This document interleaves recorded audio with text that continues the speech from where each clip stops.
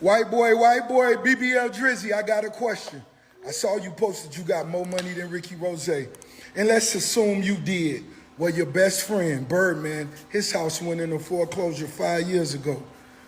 You done watch that man struggle them 5 years and ain't get that man a mansion? Because if you got more money than Rose, what's another 50 million, white boy?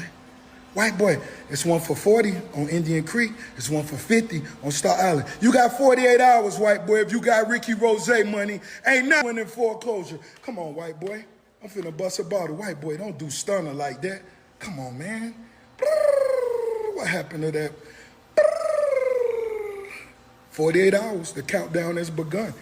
And that old ass jet you got, they gave it to you free. That's a 1978. Be safe on that, Drizzy. Be safe on that plane. That old motherfucker, God, is great.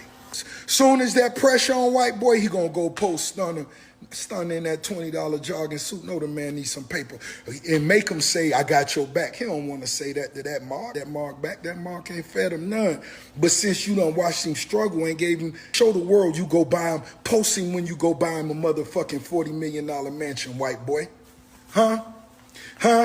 Soon as Rose on your ass and you call your mama, then I'ma post Birdman and kiss him on TV. Nah, that's what white boys do. 1090 Jake calls out Rick Ross for capping about being a CEO, right? So you had 1090 Jake's basically inserting himself into this whole Drake and Rick Ross situation. 1090 Jake was like, hey, you gonna keep calling Drake a dub B? Well, I'm a real dub B and I'm gonna insert myself into this and call you out, right? So 1090 Jakes basically pointed out that Rick Ross capped when Rick Ross was, in the interview basically speaking on him working as a CEO, right? He was like, he ain't really making like that. He was only there 4 to 5 months. And 1090 Jakes brought paperwork showing that Rick Ross actually worked there for 2 years. You know what I'm saying? And 1090 Jake got his own skeletons in his closet that people be exposing him for. But hey, he decided to jump in this whole Rick Ross and Drake situation, basically saying Ross was there for 2 years, not 4 months like he says. This is what I don't get. You don't out Aryan Brotherhood members. You don't out the Mexican Mafia. You don't out the Hells Angels. You don't out the Western Familia. You don't out the Latin Kings. You just out black people. Because you know, like I know, that if you snitch on one of them, they're going to come get your ass. So you are a coward. You're a coward because you pick and choose for fame. You're not about that life. If you're about that life, out one of those people that I just named. And let's see what happens to your ass. Let's see what happens to you. And black people, what type of people are we that we allow someone like him to come in our culture and out famous black men who got it out of the game? That's crazy. Yes, boss. Back in here again once again, man. Listen, dog. You see the topic and what it is we talking about, and you see the clips, right? It's been something that came out like, I think yesterday, I believe. Rick Ross and Drake was going back and forth over some little dumb stuff about who got money, all of that foolishness.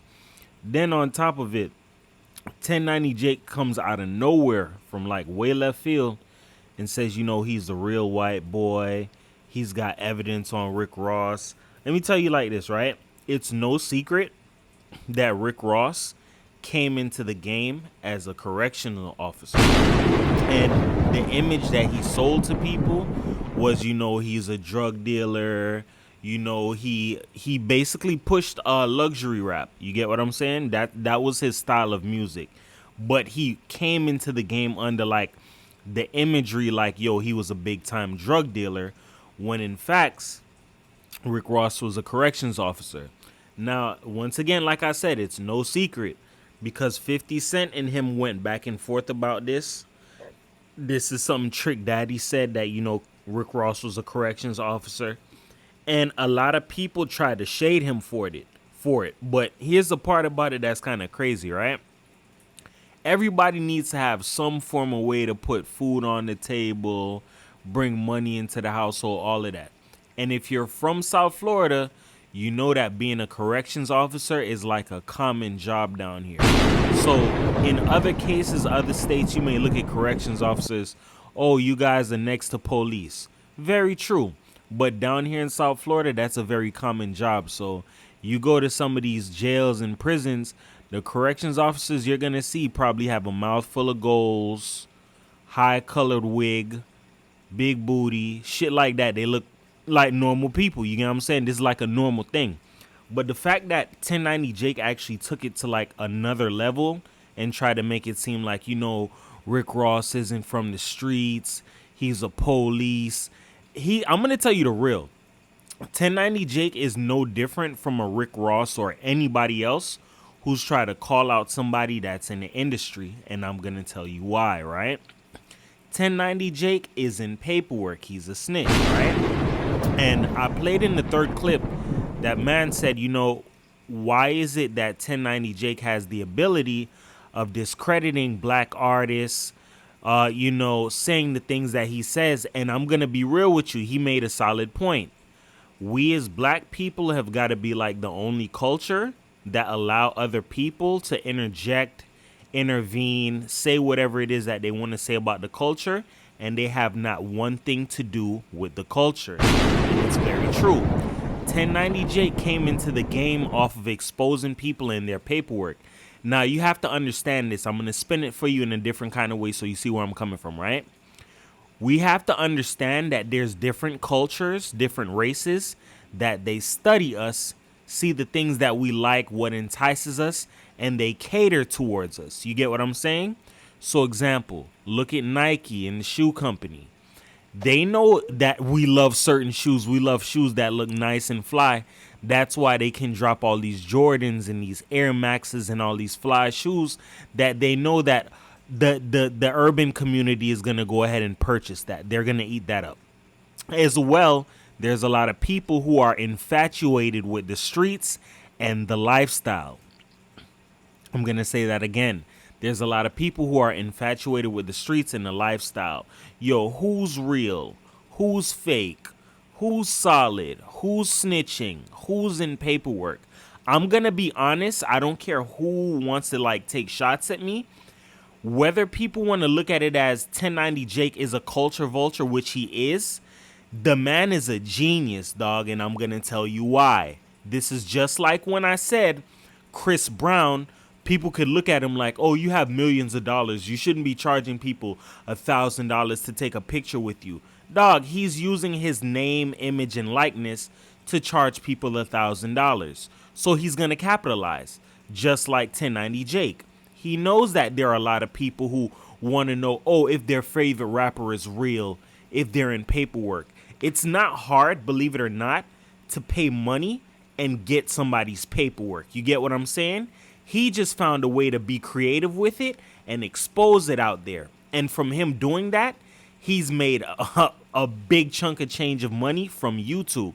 And a lot of people have supported him. He still has big support. A lot of people are rocking with him, and he doesn't seem to be ending this anytime soon. So you have to learn and understand that we as the people, we kind of put these people in position of power to where they can do the things that they do. You get what I'm saying? So the mere fact that he felt comfortable to call Rick Ross out saying, you know, you're a corrections officer, you never sold drugs, that's kind of like calling the pot calling the kettle black. Even though he is that, he's telling about who's a snitch and who's not, and he's in paperwork his damn self. You feel me? Now I'm gonna go a little bit deeper for you, because there's a lot of people who didn't know Rick Ross was a corrections officer.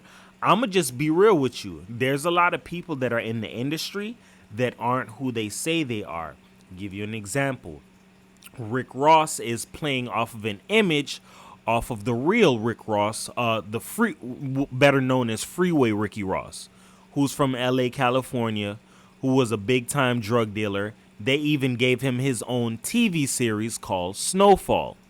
That's the real Rick Ross. You get what I'm saying? This Rick Ross is a rapper who took his image. They even went to court about this whole situation. And the Rick Ross, which is the rapper, is the one who won the court case. You get what I'm saying? So it's like you start to see that in this life, in this world that we're living in, it doesn't really matter about who's the real who. It's about money, who people like, that type of stuff. And I've done a video about this. People pick and choose who it is that they like. So you have to pretty much do your research, do your due diligence, and understand that the real Rick Ross was a drug dealer, and this Rick Ross that you see is a rapper who stole his image and made millions of dollars off of it, right? Call it whatever you want. That's very creative. Go deeper. Jim Jones. The original Jim Jones was said to be a pastor, or call it, I'm going to be real. Jim Jones, the real Jim Jones, was a cult leader. You get what I'm saying?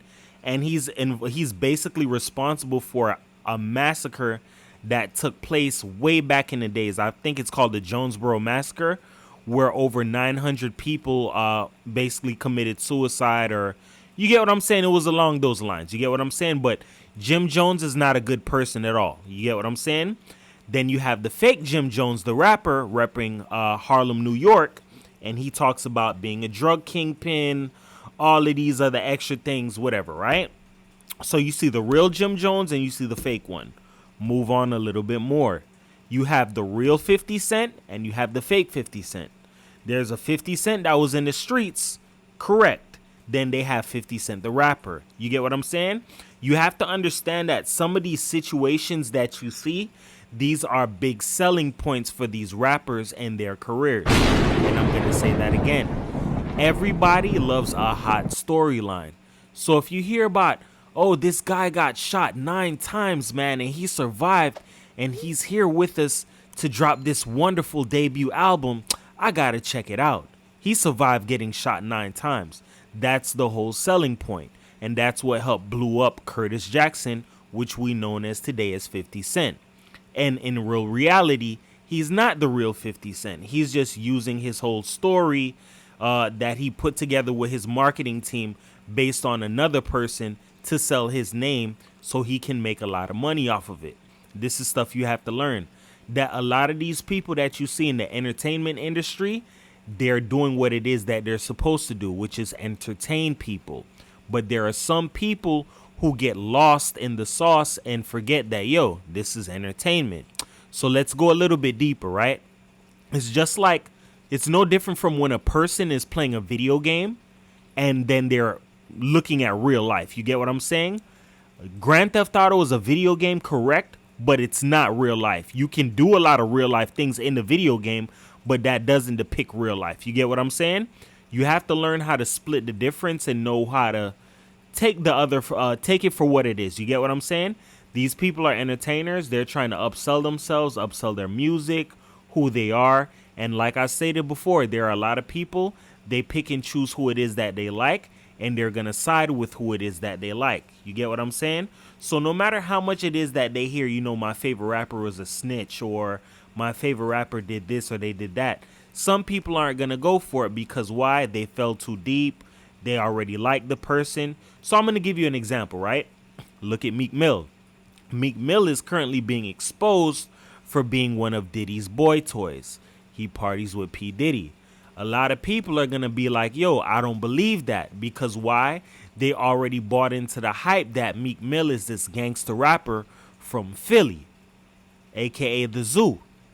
So you got to understand that this is a whole story that they created for him. You get what I'm saying? I'm not saying he's not from there, but what I'm saying is there's a lot of artists that they create these storylines, give these wonderful scenarios, and give it to people in order for them to eat it up.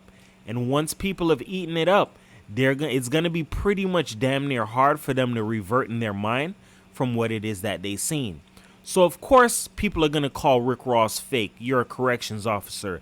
You weren't really in the streets. It's too late. The marketing already worked the way that it was supposed to.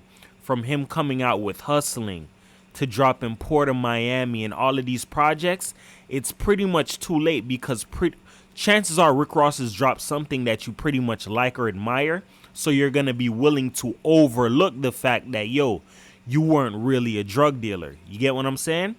That's the whole purpose for all of these little games and tricks that they play in the industry, the entertainment world. You just have to understand that everybody's doing their part. Sometimes when you hear these rappers call out other rappers, it's just a promo run for clout, attention. Chances are they're dropping something they have is big that's coming up.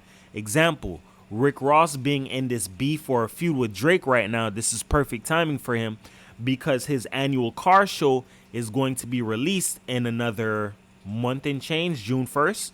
So this is a great way for him to be relevant in the media, build up steam. It's no different from when an artist says, you know what, I'm going to be quitting doing music. I'm not doing this anymore. It's not for me. This is my last album. That's to generate a lot of sales and a lot of attention. A lot of people to be like, hey, this is this person's last album. Let's go ahead and support it. You have to realize that there's different marketing strategies, different tactics that they use in the industry just to get people talked about and get buzzing again. With that being said, just remember these words that I tell you, man. Words can help you. They can hurt you.